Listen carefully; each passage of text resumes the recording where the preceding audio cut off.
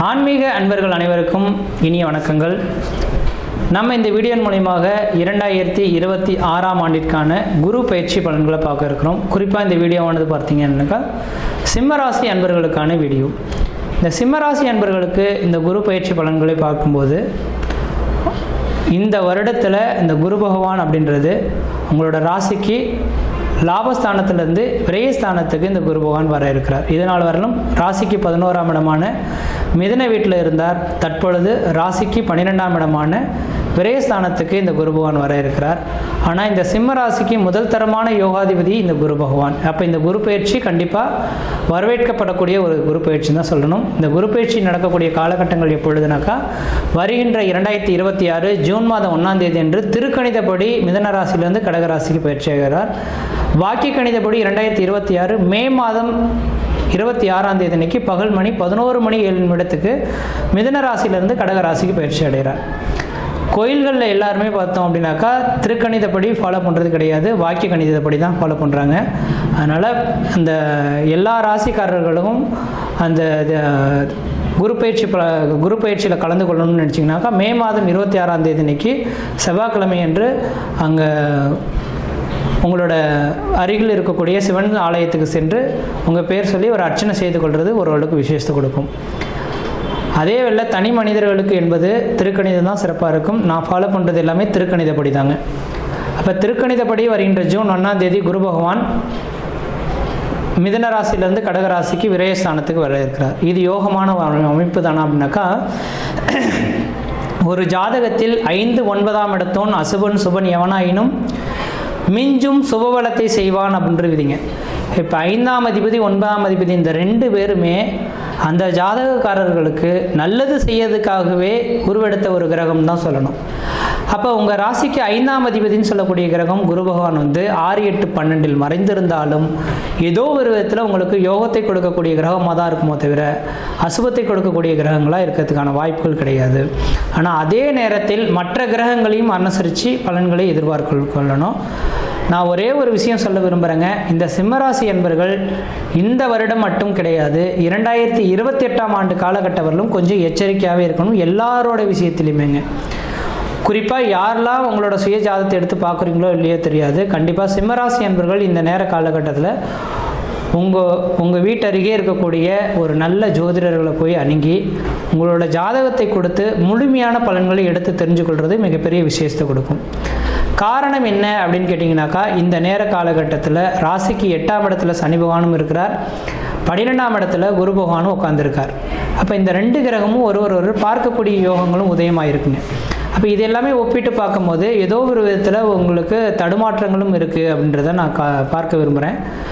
அதனால் நீங்கள் சிம்மராசி என்பர்கள் எந்த ஒரு செயல்களை செய்தாலும் ஒரு தடவைக்கு 2 தடவை சிந்தித்து செயல்படுங்க. யார்கிட்டையும் விதண்டாவாத கருத்துக்களை எடுத்துக்கொள்ள வேண்டாம். வண்டி வாகனத்தில் கவனமாக போயிட்டு கவனமாக வாங்க. அதனால் இதை மட்டும் கொஞ்சம் பார்த்துருந்தீங்கன்னா போதுமானது. ஏன்னா 8ஆம் இடத்துல சனி பகவானும் இருக்கிறார். 8ஆம் இடத்துல சனி பகவான் இருந்தால் நட்டம், அவமான, விரயத்தை கொடுக்கக்கூடிய காலகட்டம் உருவாகும். தொழில் தடை ஏற்படுறதுக்கான வாய்ப்பு உண்டு. அப்போ சிம்மராசி என்பர்கள் இந்த நேர காலகட்டத்தில் நிரந்தரமான உத்தியோகத்தை நீங்கள் தான் அமைத்து கொள்ளணும். இருக்கிற வேலைகளை விட்டுடாமல் புதிய வேலைகளுக்கு மாற்றம் பெறலான்றது வேண்டாம். 2028ஆம் ஆண்டு வரலும் இருக்கிற வேலைகளை அப்படியே கண்டினியூ பண்ணுறது நல்லாயிருக்கும். அதே வேளையில் படிக்கக்கூடிய மாணவ செல்வங்கள் வேலை வாய்ப்புக்காக முயற்சி எடுத்துட்டிங்கன்னா அரசு உத்தியோகத்துக்கு இன்னும் கொஞ்சம் காலகட்டங்கள் இருக்குது அப்படின்றத சிந்தித்து அதுக்கான எஃபெக்டை போட்டுட்டு காத்துட்ருங்க. 2028ஆம் ஆண்டுக்கு பிறகு அரசு உத்தியோகம் உங்களை வீட்டை தேடி வரதுக்கான வாய்ப்புகளும் உதயமாகும். அன்னவரலும் கொஞ்சம் பொறுமை பொறுத்து தான் தீரணும். அதனால் நீங்கள் கொஞ்சம் கவனமாக இருக்கக்கூடிய காலகட்டங்கள். இந்த குரு பகவான் 12ஆம் இடத்துல இருக்கிறதுனால ஒரே ஒரு விஷயத்தினால யோகம் அப்படின்றது தெளிவாக சொல்ல விரும்புகிறேன். இந்த 12ஆம் இடம் அந்நிய ஸ்தானம். 12ஆம் இடம் என்பது வெளிநாடு, வெளிமாநிலம், அந்நிய தேசத்தை குறிக்கக்கூடிய அமைப்புங்க. அப்போ வாய்ப்பு கிடைச்சதுன்னா இந்த சிம்மராசி என்பவர்கள்லாம் ஊரை விட்டு வெளியூர், வெளிமாநிலம், வெளிநாடு போய் வசிக்கிறாங்கன்னா இந்த மனிதர்கள் போற்றத்தக்கக்கூடிய ஒரு மனிதர்களாக வாழ்ந்துருவாங்க. இதே இந்த நேர காலங்களில் வீட்டோட குடும்பத்தோடு இருக்கிறாங்க அப்படின்னாக்கா இந்த சிம்மராசி என்பவர்களுக்கு இந்த நேர காலகட்டத்தில் விமர்சனத்துக்கு உள்ளாகக்கூடிய ஒரு மனிதர்களாகவும் இருக்க ஆரம்பிப்பீங்க. அதனால் வாய்ப்பு எல்லாருக்கும் இந்த வாய்ப்புகள் கிடைச்சிடாது. வாய்ப்பு கிடைக்கக்கூடிய நபர்கள் ஊரை விட்டு வெளியூர், வெளிமாநில, வெளிநாடு தொடர்புகளுக்கு வாய்ப்பு கிடைச்சால் கண்டிப்பாக வெளிநாடு போகிறது மிகப்பெரிய ஒரு விசேஷத்தை ஏற்படுத்தி தருன்றிருக்குதுங்க. இந்த ஆண்டில் ஒரு தடவைக்கு 2 தடவை சிந்தித்து செயல்படுங்க. அளவுக்கு மீறி செலவு செய்யாதீங்க. தகுதிக்கு தகுந்த மாதிரி செலவு பண்ண கற்றுக்குங்க. வண்டி வாகனத்தில் கவனமாக போங்க, கவனமாக வாங்க. குடும்ப உறவுகிட்ட கொஞ்சம் விட்டு கொடுத்து போய்க்கிறது நல்லாயிருக்கும். தொழில் செய்யக்கூடிய இடத்துல போட்டி பொறாமைகள் வரும், நீங்கள் விட்டு கொடுத்து தான் போகணும். 2028 வரலும் இந்த அமைப்புகளில் தான் இருந்துட்டு கொஞ்சம் கவனமாக இருக்கிறது உங்களுடைய அறிவின் திறமை அப்படின்றத தெளிவுபடுத்த விரும்புகிறேன். தற்பொழுது பார்ப்போம், இந்த குரு பகவான் எங்கே இருக்கிறாரோ அந்த இடத்தை காட்டிலும் பார்க்கக்கூடிய இடங்களுக்கு பலன்கள் அதிகம் இருக்குதுங்க. அப்போ இந்த குரு பகவான் பார்க்க இருக்கிறது உங்களோட சுகஸ்தானம் என்பதை 4ஆம் இடத்தை பார்க்குறார். இந்த 4ஆம் இடம் என்பது வீடு, மனை, வாசல், வண்டி, வாகன சுகத்தை சொல்லக்கூடிய இடங்க. அப்போ விரயஸ்தானத்தில் இந்த குரு பகவான் இருந்து சுகஸ்தானத்தை பார்க்கறதுனால உங்களுக்கு உடல் ஆரோக்கியத்துக்காக செலவு பண்ணக்கூடிய ஒரு காலகட்டம் உண்டு. ஏன்னா 4ஆம் இடம் தான் சுகஸ்தானம், தன்னோட உடலில் பிடிக்கக்கூடிய இடங்க. அப்போ உடல் ஆரோக்கியம் கொஞ்சம் ஏதாவது பாதிக்கப்படலாம். அதுக்காக மருத்துவ செலவுகளை அவ்வப்போது கொடுக்கறதுக்கான வாய்ப்புகளும் இருக்குது, கவனம். அதே வேளையில் விரயஸ்தானத்திலிருந்து இந்த குரு பகவான் சுகஸ்தானத்தை பார்க்கறதுனால 4ஆம் இடம் என்பது வீடு, மனை, வாசல், வண்டி, வாகன சுகத்தை சொல்லக்கூடிய இடங்க. அப்போ இந்த நேர காலங்களில் பழமையான வீடுகள் இடிச்சுட்டு புதுமையான வீடு, மனை, வாசல் வாங்குவதற்கும் கட்டுவதற்குமான உகந்த காலகட்டங்களாக இருக்குது. அதனால் லோன் போட்டு ஏதாவது வீடு, மனை, வாசல் வாங்கணும் கட்டணும்னா நீங்கள் கட்ட ஆரம்பிச்சிருங்க, ஓரளவுக்கு நல்லாயிருக்கும். இந்த விரைய செலவுகள் அதில் போயிட்டுருவீங்க. அடுத்ததாக இந்த 4ஆம் இடம் என்பது வண்டி வாகனத்தையும் குறிக்கக்கூடிய இடங்க. பழமையான வண்டி வாகனங்களை விற்றுட்டு புதுமையான வண்டி வாகனங்கள் வாங்கணும்னு நீங்கள் நினச்சிங்கன்னா கண்டிப்பாக இந்த நேரத்தில் புதுமையான வண்டி வாகனங்கள் வாங்குவதற்கும் ஒரு உகந்த காலகட்டமாக இருக்குது. தாயாரின் உடல்நிலையில் கொஞ்சம் அக்கறை எடுத்துங்க. ஏன்னா சுகஸ்தானத்தை குரு பார்த்தால் தாயாரின் உடல்நிலையும் அவ்வப்போது பாதிக்கப்படலாம். தாயின் உடல்நிலையில் அக்கறை எடுத்துக்கொள்வது நல்லாயிருக்கும். அடுத்தது உங்கள் ராசிக்கு 6ஆம் இடத்தை குரு பகவான் பார்க்குறார். 6ஆம் இடம் என்பது உத்தியோகஸ்தானம் அப்படின்னால புதுசாக மட்டும் யாரும் தொழில் தொடங்க வேண்டாம். ஏன்னா 6ஆம் இடம் ருணம், ரோகம், சத்ரு, எதிரி, பகை, கடனை குறிக்கக்கூடிய இடம். அப்போ அந்த 6ஆம் இடத்தை குரு பகவான் 7ஆம் பார்வையாக பார்க்க இருக்கனால புதுமையான கடன்கள் வரத்துக்கு வாய்ப்பு உண்டு. ஜாமீன் கையெழுத்து போடுவது இதெல்லாம் கண்டிப்பாக போடவே கூடாது. எதிரிகள் அதிகமாக முளைக்கிறதுக்கான வாய்ப்பு உண்டு. எதிரிகள் எத்தனை பேர் இருந்தாலும் நீங்கள் விட்டு விலகி வரதான் விசேஷத்தை கொடுக்கும். அதே வேளையில் உங்கள் ராசிக்கு 8ஆம் இடத்தை இந்த குரு பகவான் பார்க்க இருக்கிறார். 8ஆம் இடத்தில் இருக்கக்கூடிய சனியை பார்க்க இருக்கிறார். இது ஒரு வரவேற்கப்படக்கூடிய ஒரு விஷயம்தான் சொல்லணும்.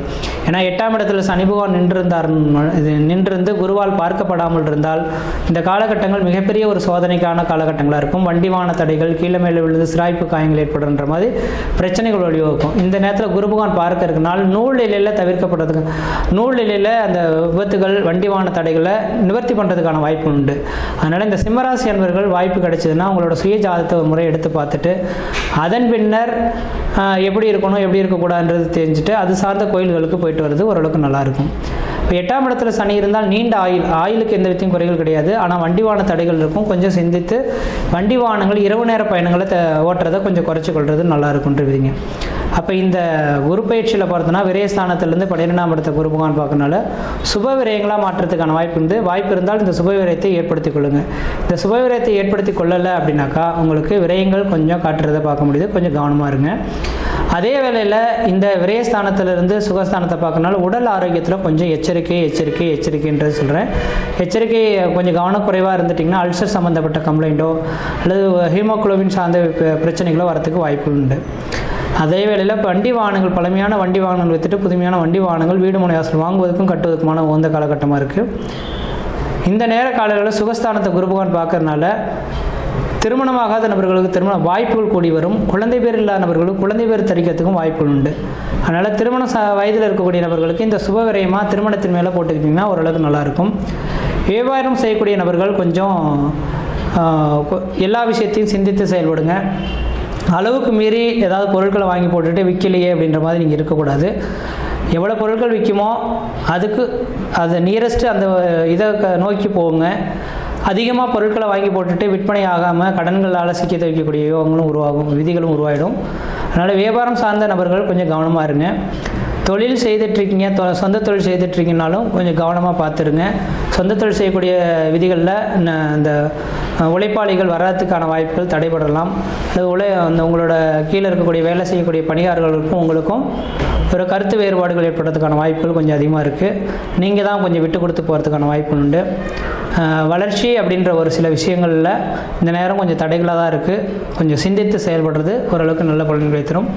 இந்த நேரத்தில் நீங்கள் வழிபாடு செய்யக்கூடிய அமைப்புகள் வாய்ப்புகள்லாம் ஆன்மீகம் சார்ந்த விஷயங்களில் போயிடுறதா நல்லாயிருக்கும்.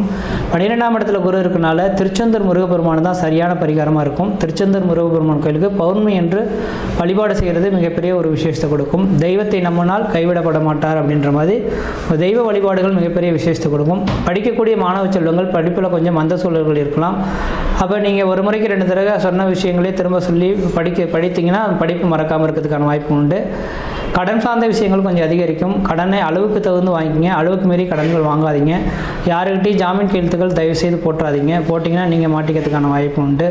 இந்த நேர காலகட்டத்தில் இடமாற்றம் தொழில் மாற்றங்கள் எதுவும் வருதுனாக்கா கண்டிப்பாக அந்த மாற்றத்தை ஏற்படுத்தி கொள்வது மிகப்பெரிய ஒரு விஷயத்தை ஏற்படுத்தி தருன்றீங்க. அதனால் இந்த காலகட்டத்தில் இந்த சிம்மராசி என்பவர்களுக்கு ஓரளவுக்கு ஒரு வளர்ச்சியும் தளர்ச்சியும் நிறைந்த ஒரு காலகட்டங்களாக இருக்குது. முயற்சி எடுத்து பாருங்கள், கண்டிப்பாக வெற்றி பெறுவீங்கள். இந்த காலகட்டத்தில் சிந்தித்து செயல்படுங்க, கண்டிப்பாக வெற்றி பெறுவீங்கள். நன்றி, வணக்கம்.